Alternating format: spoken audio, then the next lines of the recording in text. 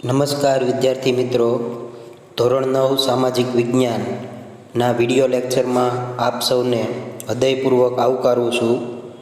ગઈકાલના video લેક્ચરમાં આપણે વન્યજીવન વિશે વાત કરી રહ્યા હતા. તેમાં આપણે રાષ્ટ્રીય ઉદ્યાનો અને અભયારણ્યો એના વિશે વાત કરી રહ્યા હતા. રાષ્ટ્રીય ઉદ્યાન અને અભયારણ્યો એને કહેવાય કે જ્યાં પાલતુ પ્રાણીઓનો શરાણ પર પ્રતિબંધ હોય છે. આ ઉપરાંત મનુષ્ય છે તે રાષ્ટ્રીય ઉદ્યાન અને અભયારણ્યમાં જે પ્રાણીઓ હોય તેનો શિકાર ન કરી શકે.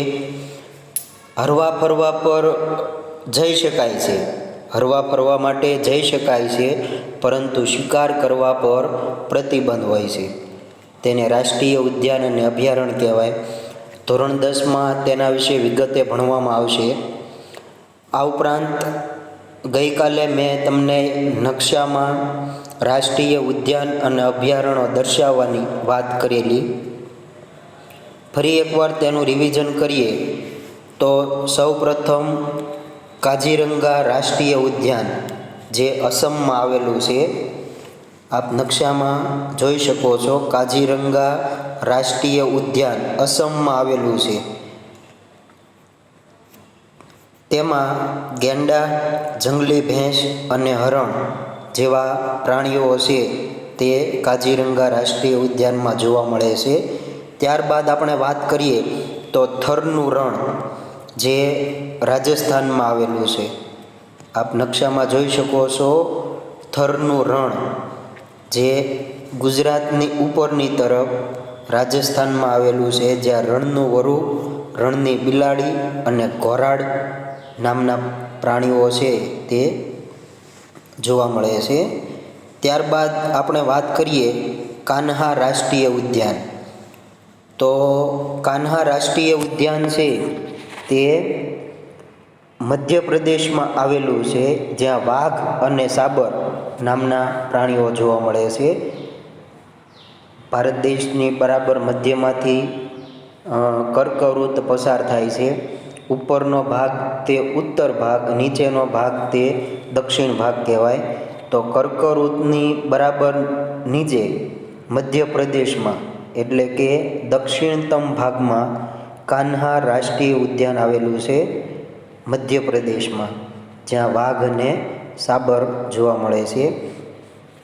ત્યારબાદ વાત કરીએ વેળાવદર કાળિયાર રાષ્ટ્રીય ઉદ્યાન જે ગુજરાતમાં આવેલું છે.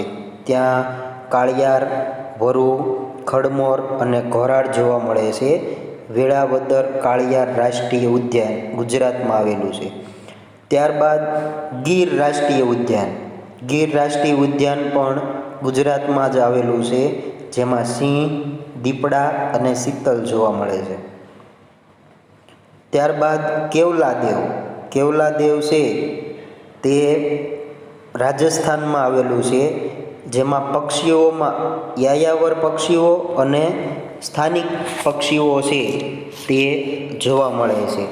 યાયાવર પક્ષીઓમાં જેનો સમાવેશ થાય તો તેમાં સામાન્ય રીતે સાઇબેરિયન ક્રેન છે, ત્યારબાદ પેલિકેન, તિબેટિયન બતક, કુંજ કરકરા.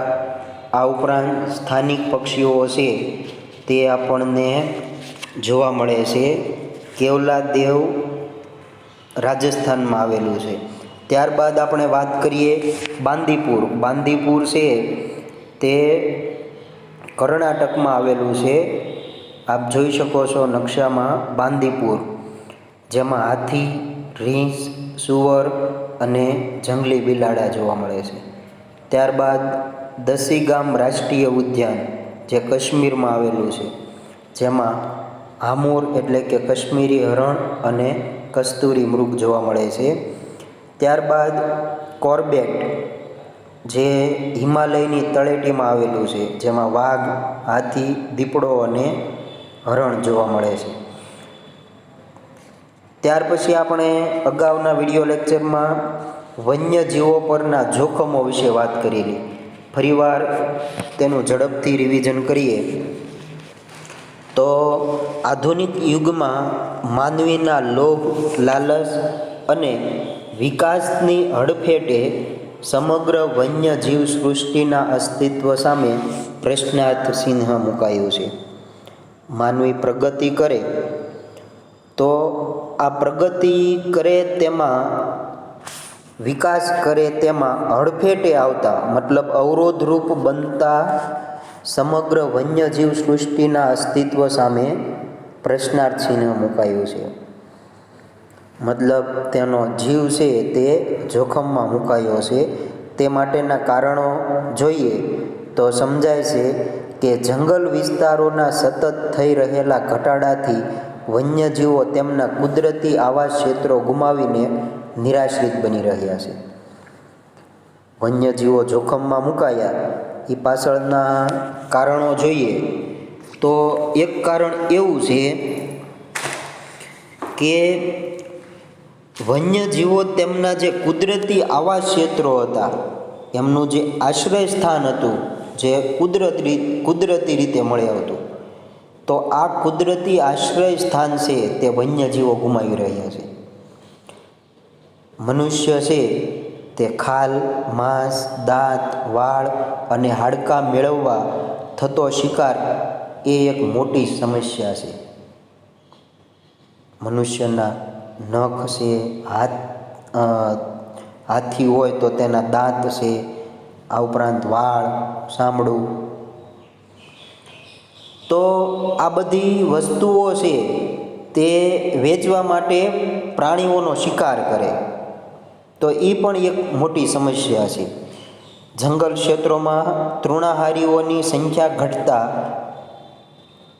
જંગલ ક્ષેત્રો હોય તેમાં પાલતુ પ્રાણીઓ હોય, આ પાલતુ પ્રાણીઓના સરાણથી તૃણાહારી વન્યજીવોને ખોરાકની અછત થતાં તેમની સંખ્યા પર માઠી અસર થાય છે.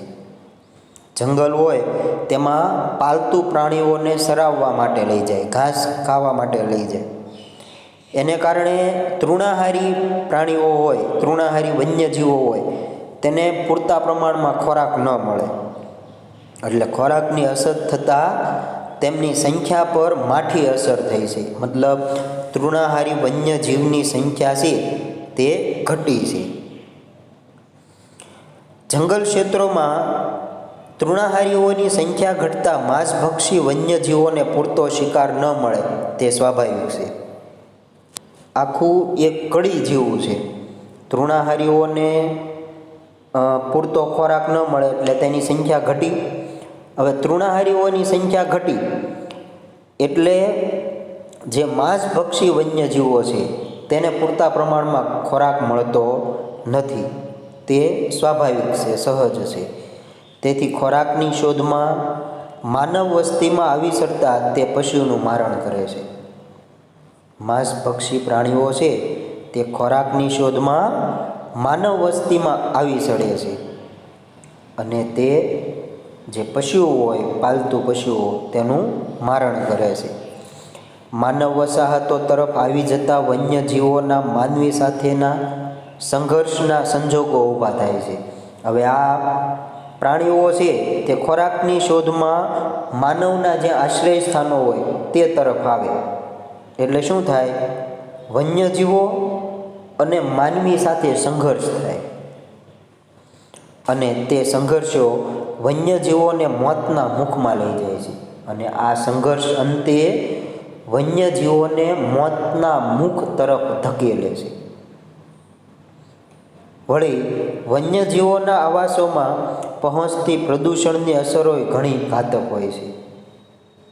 જંગલી પ્રાણીઓ હોય, જંગલમાં વસવાટ કરતા હોય, પ્રદૂષણની માત્રા વધે તો પ્રદૂષણની માત્રા વધે તેને કારણે તેની માઠી અસર છે તે વન્યજીવો પર થાય છે. આ ઉપરાંત વન ક્ષેત્રોમાં થતી માનવીય પ્રવૃત્તિઓથી વન્યજીવો પર માઠી અસર પહોંચે છે. વન ક્ષેત્રોમાં થતી પ્રવૃત્તિઓથી વન્યજીવો પર તેની માઠી અસર થાય છે. આગળ આપણે જોઈએ તો જંગલોના વિસ્તારોમાં થતા ઘટાડાથી ખોરાક અને આશ્રયની શોધમાં વન્યજીવો ક્યારેક માનવ વસ્તી તરફ આવી જાય છે. જંગલોના વિસ્તારોમાં થતા ઘટાડાથી ખોરાક અને આશ્રયની શોધમાં આ વન્યજીવો છે એ ક્યારેક માનવ વસ્તી તરફ આવી જાય છે. વન્યજીવોના ક્ષેત્રોમાં થતા માનવ હસ્તક્ષેપ તેમની સાથેની અથડામણોમાં સર્જાય છે. વન્યજીવોના ક્ષેત્રોમાં એટલે કે જંગલમાં, ટૂંકમાં વૃક્ષ કપાવાને કારણે, જંગલો કપાવાને કારણે એ એક પ્રકારનો હસ્તક્ષેપ કર્યો કહેવાય, નુકસાન પહોંચાડ્યું કહેવાય. તો એ તેમની સાથેની અથડામણોમાં સર્જાય છે. તેવી ઘટનાઓથી વન્યજીવો માનવ રોષનો ભોગ બની અને પોતાનો જીવ ગુમાવે છે. માનવ રોષનો ભોગ બની વન્યજીવો છે તે જીવ ગુમાવે છે. દક્ષિણ અને દક્ષિણ પૂર્વ ભારતમાં જંગલોમાંથી ખોરાકની શોધમાં હાથીઓના ઝુંડ કૃષિ વિસ્તારોમાં આવી ભારે ઉત્પાત મચાવે છે. દક્ષિણ અને દક્ષિણ પૂર્વ ભારતમાં જંગલોમાંથી ખોરાકની શોધમાં હાથીઓના ઝુંડ છે, હાથીઓના ટોળા છે, તે કૃષિ વિસ્તારોમાં આવી અને ભારે ઉત્પાત મચાવે છે. આપ સૌ જાણો છો કે હાથી છે તે કદમાં ખૂબ મોટો હોય. હવે એ કૃષિ વિસ્તારોમાં આવે એટલે ખેતીને ઘણું બધું નુકસાન થાય, કૃષિને ઘણું બધું નુકસાન થાય. વજનમાંય વધારે હોય, વનસ્પતિ અથવા તો છોડ પર, ફળ ફૂલ પર, શાકભાજી પર, અથવા તો ખેડૂત દ્વારા જમીનમાં વવાયેલા જમીનમાં વવાયેલા પાક, એના પર હાથીનો પગ આવે એટલે બધો પાક હોય એ કસડાઈ જાય, દબાઈ જાય, એટલે નુકસાન પહોંચે, તેને ઉત્પાત મચાવી કહેવાય. ત્યારબાદ આગળ જોઈએ તો સૌરાષ્ટ્ર અને દક્ષિણ ગુજરાતમાં દીપડાના હુમલાઓમાં અને ગુજરાતના ઉત્તર પૂર્વના વન વિસ્તારોની નજીક કે વનમાં રીંછ દ્વારા માનવોને ઈજા પહોંચાડવાની કે માનવીને મારી નાખવાની ઘટનાઓ બને છે. રીંછ દ્વારા માનવોને મારવાની ઘટનાઓ છે તે અવારનવાર બની છે. આવી દુર્ઘટનાઓ ન થાય તે માટે આગમસેતી એ જ શ્રેષ્ઠ ઉપાય છે. અને આ આગમસેતી એટલે કે પૂર્વ ચેતવણી, અને પૂર્વ ચેતવણી એ કે આપણે વૃક્ષોનું પ્રમાણ છે તે વધારીએ, જંગલોનું પ્રમાણ વધારીએ. હવે આગળ આપણે જોઈએ વન્યજીવ સંરક્ષણના ઉપાયો. આ પ્રશ્ન પણ આઈએમપી પ્રશ્ન છે, હોમવર્કમાં લખવાનો છે. વન્યજીવ સંરક્ષણના ઉપાયો જોઈએ. જંગલ વિસ્તારોની જાળવણી કરી તેમાં ઉત્તરોત્તર સતત વધારો કરવા માટે લાંબા ગાળાનું સુસ્ત આયોજન હાથ ધરાવવું જોઈએ. બહુ સરસ વાત કરી છે કે જંગલ વિસ્તારોની જાળવણી કરી પછી તેમાં સતત ને સતત વધારો થાય એ માટે લાંબા ગાળાનું અને સુસ્ત એટલે કે કડક આયોજન હાથ ધરવું. જંગલ વિસ્તારો અને વન્યજીવોના સંરક્ષણ અર્થે વધારે સખત કાયદાકીય જોગવાઈઓ અને સુસ્ત અમલીકરણ માટે આપણે સૌએ પ્રતિબદ્ધ બનવું પડશે. જંગલ વિસ્તારો અને વન્યજીવોના સંરક્ષણ માટે વધારે સખત કાયદાકીય જોગવાઈઓ કરવી પડશે અને તેનો સુસ્તપણે અમલ થાય તે પણ મહત્ત્વનું છે. તેના સુસ્ત અમલીકરણ માટે આપણે સૌએ પ્રતિબદ્ધ થવું પડશે, તૈયાર થવું પડશે. વિવિધ સામાજિક સ્વૈચ્છિક સંગઠનોએ આ બાબતને ટોચની અગ્રતાએ ગણી અને જનજાગૃતિ કાર્યક્રમો યોજવા જોઈએ. વિવિધ સામાજિક અને સ્વૈચ્છિક સંગઠનો હોય, આ સ્વૈચ્છિક સંગઠનોએ આ બાબતને અગ્રતાક્રમ આપી, મહત્ત્વ આપી અને જનજાગૃતિ કાર્યક્રમો છે તે હાથ ધરવા જોઈએ. જેને કારણે લોકો છે તે વૃક્ષોનું મહત્ત્વ સમજતા થાય,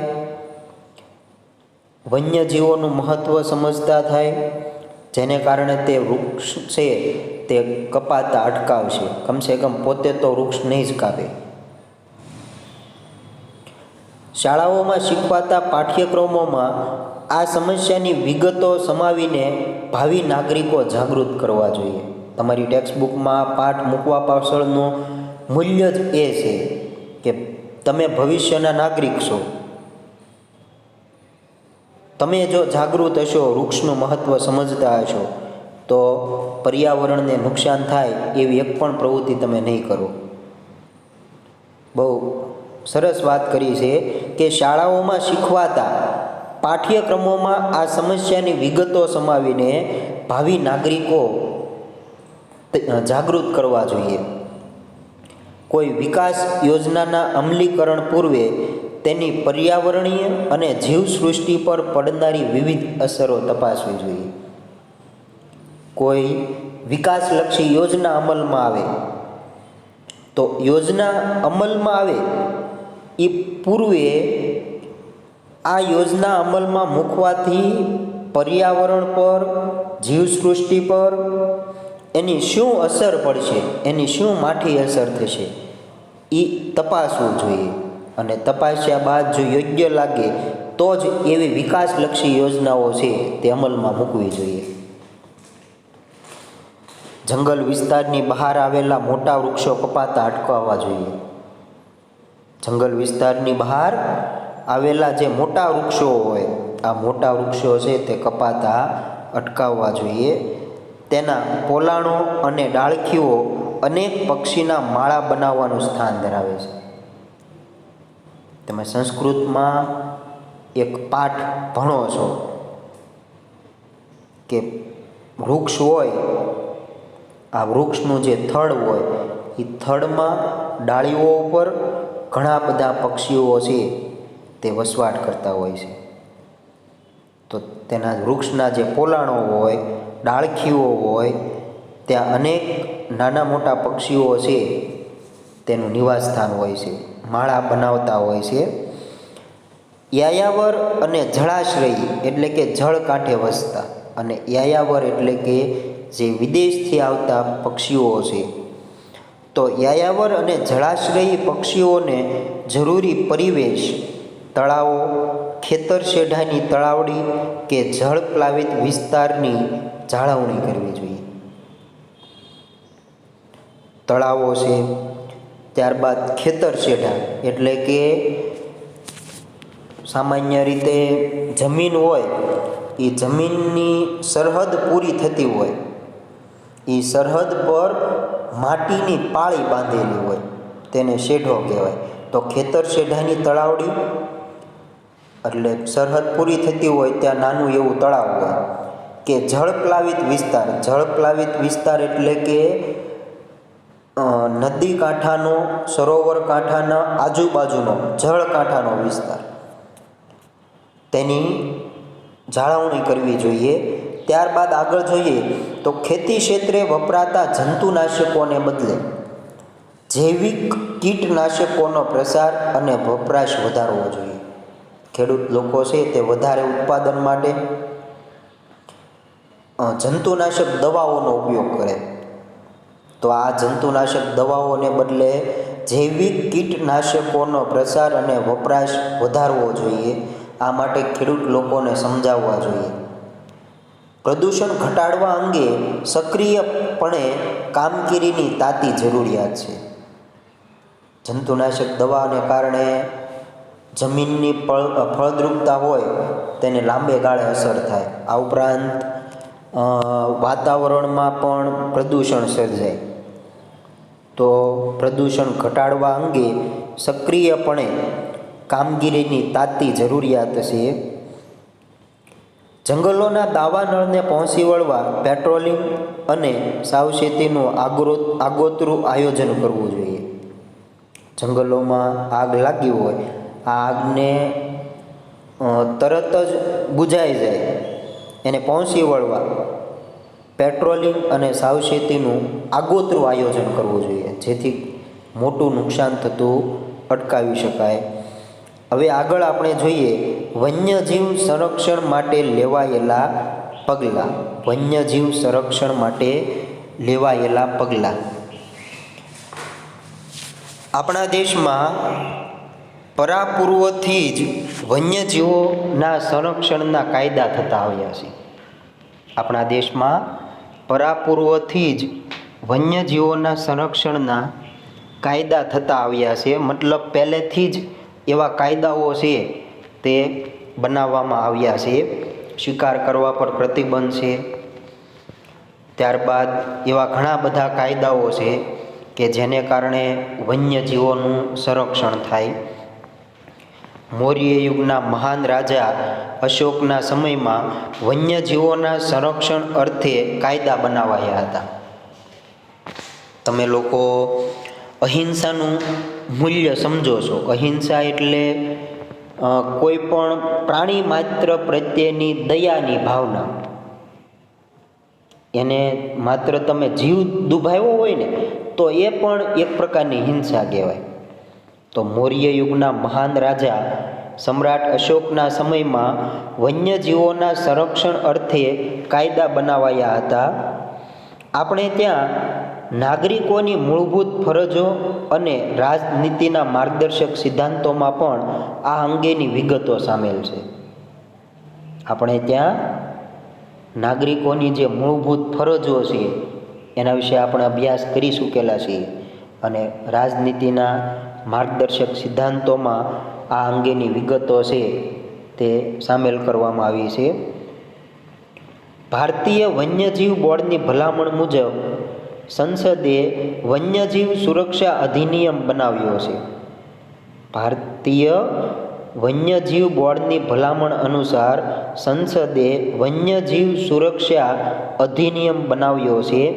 દેશમાં 2014ની સ્થિતિએ 503 અભયારણ્યો અને 102 રાષ્ટ્રીય ઉદ્યાનો અને 14 જૈવ આરક્ષિત ક્ષેત્રની રચના કરવામાં આવી છે.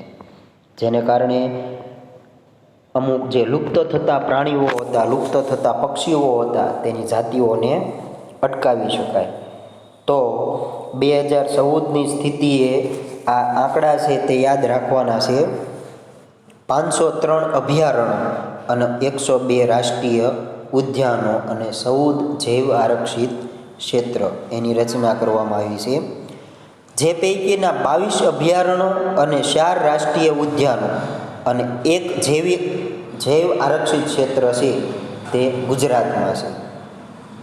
22 અભયારણ્યો, 4 રાષ્ટ્રીય ઉદ્યાનો અને 1 જૈવ આરક્ષિત ક્ષેત્ર છે તે ગુજરાતમાં છે. જેના અસ્તિત્વ સામે જોખમ અને વિનાશને આરે હોય એવી વિશિષ્ટ પ્રાણી પ્રજાતિઓ માટે ખાસ સંરક્ષણની યોજનાઓ બનાવી છે. અસ્તિત્વ સામે જોખમ હોય અને વિનાશને આરે હોય એવી વિશિષ્ટ પ્રાણી પ્રજાતિ માટે ખાસ એનું રક્ષણ થાય એવી યોજના બનાવવામાં આવી છે. જેમાં કેટલીક વન્યજીવ સંરક્ષણ પરિયોજનાઓની વિગતો જાણીએ. સૌ પ્રથમ આપણે જોઈએ વાઘ પરિયોજના. દેશમાં વાઘની ઘટતી જતી સંખ્યા અને શિકારના ભય સામે આ પરિયોજના છે તે 1973માં અમલમાં આવેલી. દેશમાં વાઘની ઘટતી જતી સંખ્યા અને શિકારના ભય સામે આ પરિયોજના 1973માં 9 આરક્ષિત વિસ્તારો સાથે અમલમાં મુકાઈ હતી. જે અંતર્ગત 48 વિસ્તારોને હાલ વાઘ પરિયોજના હેઠળ આવરી લેવાયા છે, સમાવી લેવાયા છે. ત્યારબાદ આપણે જોઈએ સિંહ પરિયોજના. એક સમયે એશિયાઈ સિંહો એશિયા ઉપમહાદ્વીપના ઈરાન સુધી વિહરતા હતા. એક સમયે એશિયાઈ સિંહો છે તે ઉપમહાદ્વીપના ઈરાન સુધી વિહરતા હતા, ફરતા હતા. તેના શિકાર અને જંગલોના વિનાશથી, સિંહના શિકાર અને જંગલોનો વિનાશ થવાને કારણે હાલ માત્ર સૌરાષ્ટ્ર દ્વીપકલ્પના ગીરના જંગલ પૂરતા સીમિત થઈ ગયા છે. શિકાર થવાને કારણે, જંગલોનું પ્રમાણ ઘટવાને કારણે સિંહ છે તે હાલ માત્ર ગીરના જંગલ પૂરતા મર્યાદિત થઈ ચૂક્યા છે. એક તબક્કે આ વિસ્તારમાં આ સંખ્યા માત્ર 100થી પણ નીચે આવી ગઈ હતી. સિંહની સંખ્યા છે તે એક તબક્કે 100થી નીચે પણ આવી ગઈ હતી. એશિયાઈ સિંહોના સંરક્ષણ માટે 1972માં ગીરમાં યોજના શરૂ કરાઈ હતી. આ ઉપરાંત બારાસિંગા નામની દુર્લભ હરણની પ્રજાતિ માટે હંગુલ પરિયોજના, કાશ્મીરી બારાસિંગા નામની હરણની દુર્લભ પ્રજાતિ માટે હંગુલ પરિયોજના, ખારા પાણીના મગરમચ્છ માટે મગરમચ્છ પરિયોજના, ભારતીય ગેંડાના સંરક્ષણ માટે ગેંડા પરિયોજના અને હિમદીપડા પરિયોજના છે તે મુખ્ય ગણાવી શકાય. વન્યજીવ સૃષ્ટિના બચાવ અને સંરક્ષણ માટે સમાજ અને સરકાર દ્વારા દ્રઢ ઈચ્છા દાખવીને સાચી દિશામાં પગલાં ભરાય તો વન્યજીવ સંરક્ષણ શક્ય છે. વન્યજીવ સૃષ્ટિના બચાવ માટે, એમના રક્ષણ માટે સમાજ અને સરકાર દ્વારા દ્રઢ ઈચ્છા દાખવીને, મનોમન એવી ઈચ્છા દાખવીને જો સાચી દિશામાં પગલાં ભરવામાં આવે તો વન્યજીવ સંરક્ષણ છે તે શક્ય બની શકે તેમ છે. વિકાસની સાથે સાથે પર્યાવરણના જતનનો મંત્ર સિદ્ધ કરવા આપણે સૌએ પ્રતિજ્ઞાબદ્ધ થઈ પ્રયાસો કરવા પડશે. વિકાસની સાથે સાથે પર્યાવરણના જતનનો મંત્ર સિદ્ધ કરવા આપણે સૌએ પ્રતિજ્ઞાબદ્ધ થઈ અને પ્રયાસો કરવા પડશે. હવે અહીં રાષ્ટ્રીય ઉદ્યાન આપેલા છે અને એમની સ્થાપના છે તે ક્યારે થયેલી, કેટલા વિસ્તારમાં ફેલાયેલા, એ ક્યાં આવેલા છે અને એમાં રહેતા મુખ્ય પ્રાણીઓ. તો જોઈએ સૌપ્રથમ ગીર રાષ્ટ્રીય ઉદ્યાન, જેની સ્થાપના 1975માં થયેલ, જે 258.71 ચોરસ કિમીમાં પથરાયેલ છે. ગીર રાષ્ટ્રીય ઉદ્યાન જૂનાગઢમાં આવેલું છે, જેમાં સિંહ, દીપડા, ચિત્તલ, ઝરખ, સાબર, સિંકારા, મગર વગેરે પ્રાણીઓ છે તે જોવા મળે છે. ત્યારબાદ કાળિયાર રાષ્ટ્રીય ઉદ્યાન, જેની સ્થાપના ઈસવીસન 1973માં થયેલી, જે 37.08 ચોરસ કિલોમીટરમાં વિસ્તાર ધરાવે છે અને આપણા માટે એક સારી બાબત કહેવાય કે તે ભાવનગર જિલ્લામાં જ આવેલ છે, જેમાં કાળિયાર, વરુ, ખડમોર અને ઘોરાડ પક્ષી પ્રાણીઓ છે તે જોવા મળે છે. ત્યારબાદ જોઈએ વાસંદા રાષ્ટ્રીય ઉદ્યાન, જેની સ્થાપના ઈસવીસન 1979માં થયેલ, જે 23.99 ચોરસ કિલોમીટરમાં વિસ્તાર છે તે ધરાવે છે, જે નવસારી જિલ્લામાં આવેલ છે. નવસારી જિલ્લામાં આવેલ છે, જેમાં દીપડા, ઝરખ, ચિત્તલ અને સોસિંગા જોવા મળે છે. ત્યારબાદ દરિયાઈ રાષ્ટ્રીય ઉદ્યાન, જે 1982માં સ્થાપના થયેલ, જે 162.89 ચોરસ કિલોમીટર વિસ્તાર ધરાવે છે, જે કચ્છનો અખાત અને જામનગરમાં આવેલ છે અને એમાં સમુદ્રી ઘોડા, કોરલ, ત્યારબાદ જેલીફિશ, ઓક્ટોપસ, ઓયેસ્ટર, ડોલ્ફિન અને ડુગાંગ જેવી પ્રજાતિઓ છે, વન્યજીવો છે તે જોવા મળે છે. હવે આજે જે આપણે પ્રશ્નો હલાવ્યા તે પ્રશ્નો હોમવર્કમાં તમારે લોકોએ લખવાના છે. સૌપ્રથમ વન્યજીવ સંરક્ષણના ઉપાયો, ત્યારબાદ વન્યજીવ સંરક્ષણ માટે લેવાયેલા પગલાં. અહીં આપેલ સ્વાધ્યાય જોઈએ તો પ્રશ્નો બધા હોમવર્કમાં આવી ગયેલા છે. વિકલ્પો સોલ્વ કરાવવું તો પહેલો વિકલ્પ છે, ભારતને કુલ કેટલા પ્રાણી ભૌગોલિક પ્રદેશોમાં વહેંચવામાં આવ્યો છે? ભારતને કુલ કેટલા પ્રાણી ભૌગોલિક પ્રદેશોમાં વહેંચવામાં આવ્યો છે? તો આ પ્રશ્નમાં આન્સર આવશે 9. કુલ 9 પ્રાણી ભૌગોલિક પ્રદેશોમાં ભારતને વહેંચવામાં આવ્યો છે. બીજો વિકલ્પ જોઈએ. સમગ્ર વિશ્વમાં જીવસૃષ્ટિની કુલ કેટલી પ્રજાતિઓ નોંધાય છે? જવાબ આવશે 15 લાખ જેટલી પ્રજાતિઓ છે તે સમગ્ર વિશ્વમાં જીવસૃષ્ટિની જોવા મળે છે. ત્યારબાદ જોઈએ ઉડતી ખિસકોલી ક્યાં જોવા મળે છે? ઉડતી ખિસકોલી છે તે આગળ આપણે જોયું તે મુજબ પશ્ચિમ ઘાટના ગીર વનોમાં જોવા મળે છે. ત્યારબાદ વિજયનગર તાલુકાના પર્વતીય વિસ્તારોમાં ભાગ્યે જ દેખાતું પક્ષી કયું છે? તો એમાં બી આન્સર આવશે સિલોત્રો. ત્યારબાદ દુર્લભ પરવાળાની પ્રજાતિઓ જે લક્ષદ્વીપ ટાપુ સમૂહ આવશે. અને ત્યારબાદ ઘોરાડ કયા વિસ્તારમાં જોવા મળે છે? તો ઘોરાડ છે તે ઘાસભૂમિના વિસ્તારોમાં જોવા મળે છે. આ 6 વિકલ્પ છે તે પણ હોમવર્કમાં લખવાના છે.